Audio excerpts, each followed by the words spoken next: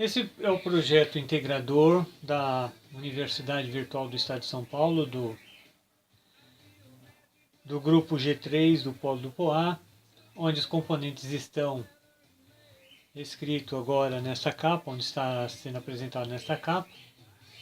E o título e o objetivo desse projeto integrador número 1, do segundo semestre de 2018, refere-se ao ensino da combinatória, probabilidade e estatística através de um ensino lúdico. Do lúdico, uma proposta de atividade para o ensino fundamental 2, utilizando jogos.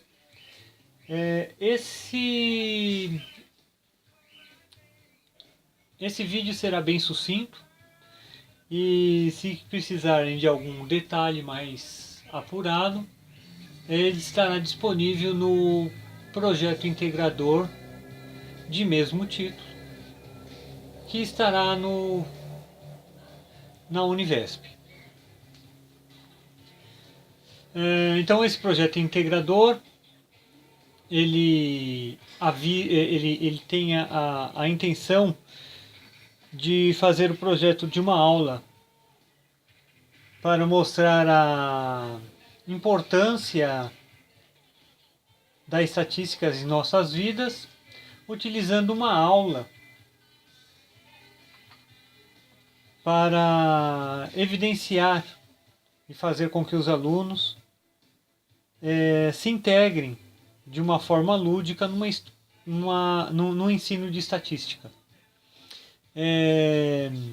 Então utiliza-se as técnicas dos jogos, que seriam esses dados comuns de 6 faces, e tem a intenção de colocar o lúdico como se for uma investigação que será mostrada a seguir. Então, a unidade escolar que ajudou nesse projeto fica na cidade de Suzano, que é na Grande São Paulo. É a Escola Estadual Professora Maria Elisa de Azevedo Sintra, e com a participação do professor e mestre Everaldo José da Silva, que é o vice-diretor, e o professor Ronaldo de Barros Hoffman na cátedra de matemática. O professor Ronaldo é o que nós tivemos um contato mais efetivo.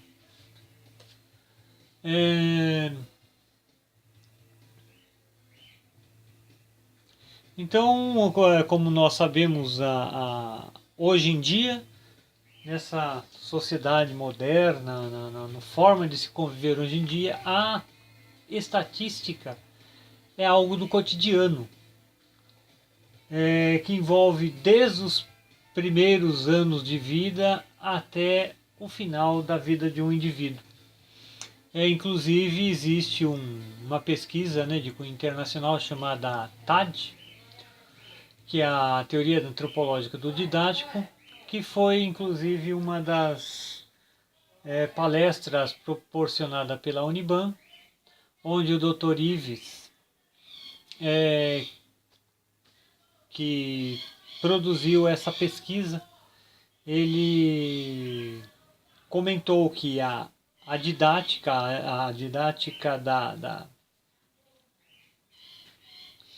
da estatística, ela tem que iniciar desde os primeiros anos de vida. Então, a necessidade de ter um letramento estatístico, como é dito, essa facilidade de interpretar os testes, está presente desde um simples rótulo de um produto comestível, para até bulas e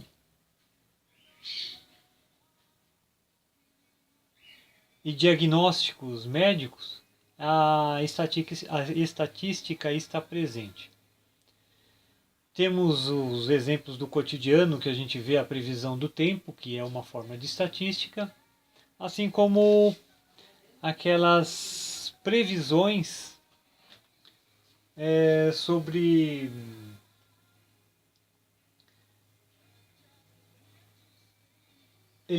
as eleições, né?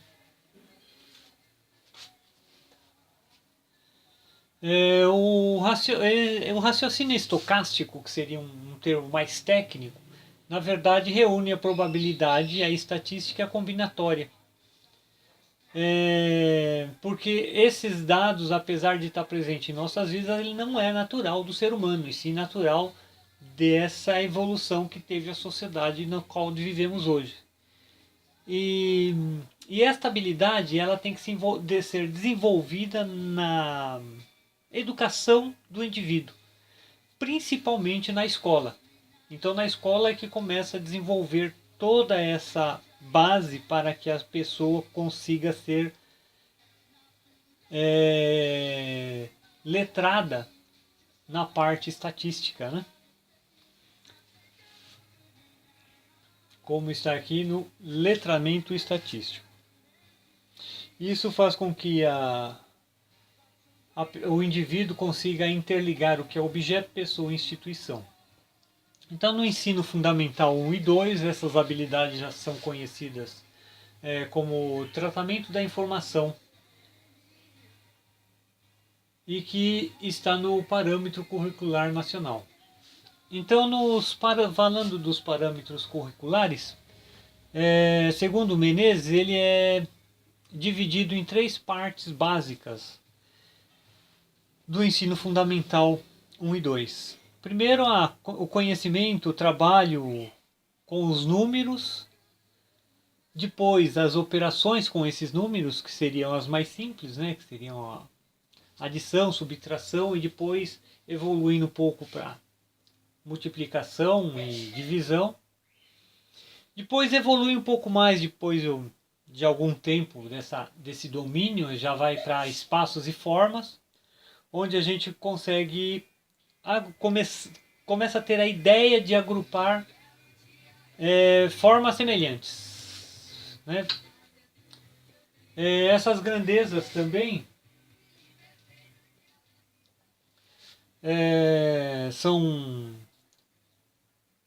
já são uma evolução de toda essa parte da numeração, operação, espaço e forma. Aí a pessoa já começa a ter ideia do que são grandezas e medidas.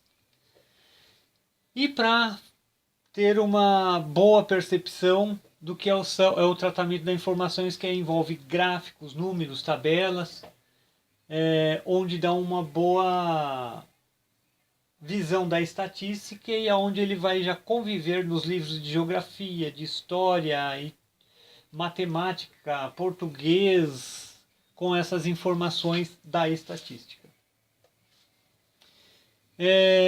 A apresentação que o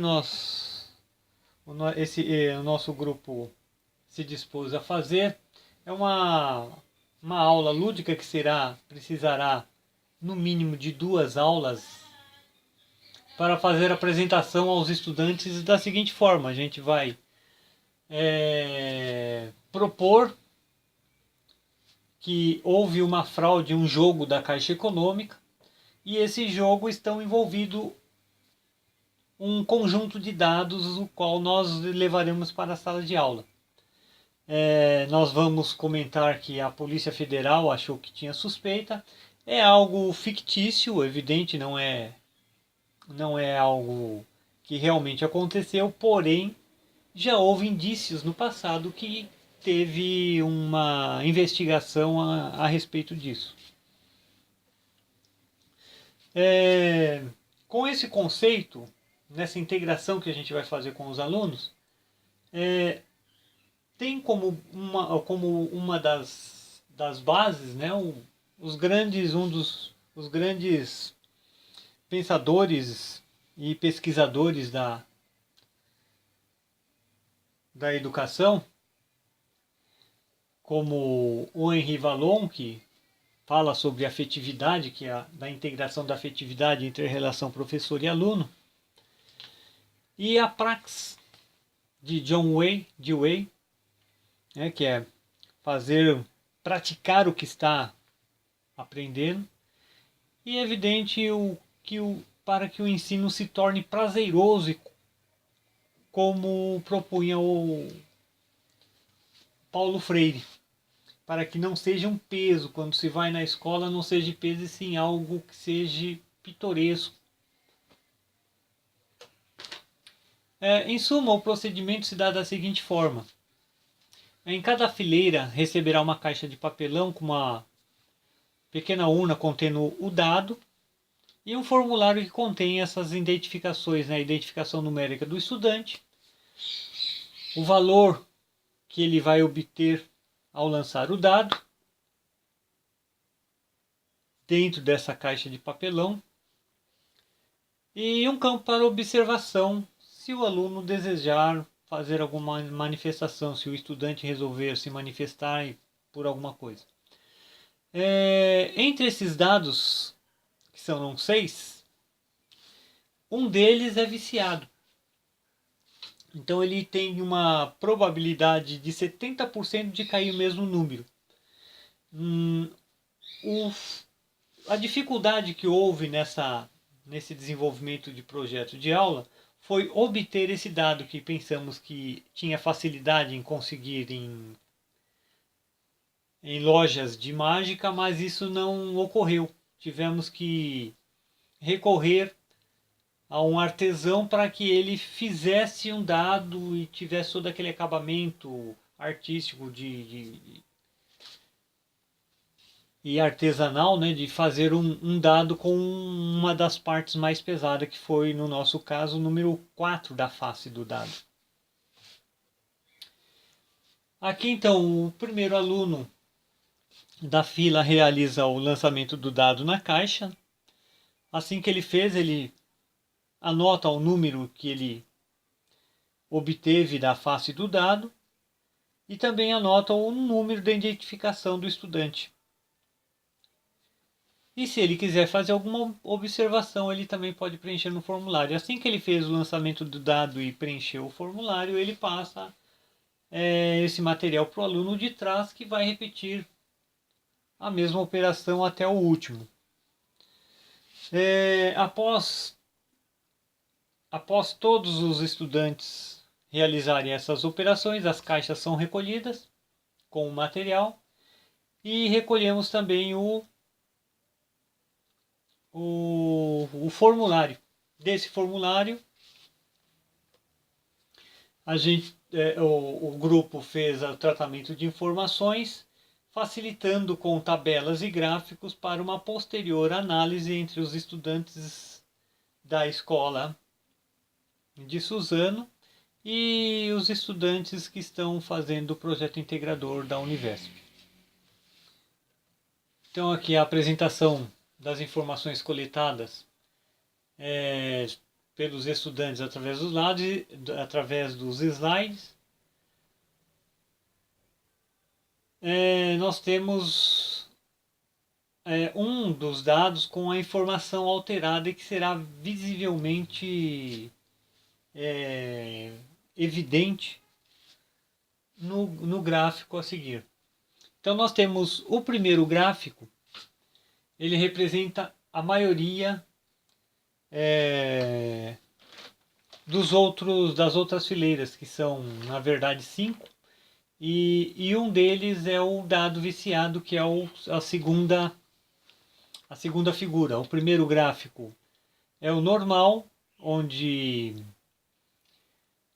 a moda, que seria a repetição de um número, não ultrapassa mais do que 2 vezes, ou chega até 3 vezes, que bate perto dos 50%, mas nunca ultrapassa 50%. Enquanto que na tabela 10, a gente vê que os dados da fileira 6, ela obteve, identificado em azul, muitos resultados que ultrapassaram 50%. Ou seja, a moda ficou acima dos 50%, chegando a 71,4%. Então isso evidencia que o dado está com diferença dos demais. Portanto, esse dado não condiz com o normal, que evidencia que a existe uma fraude diante desse material que foi apresentado para eles, que é o dado. Então aqui foram gerados 6 gráficos,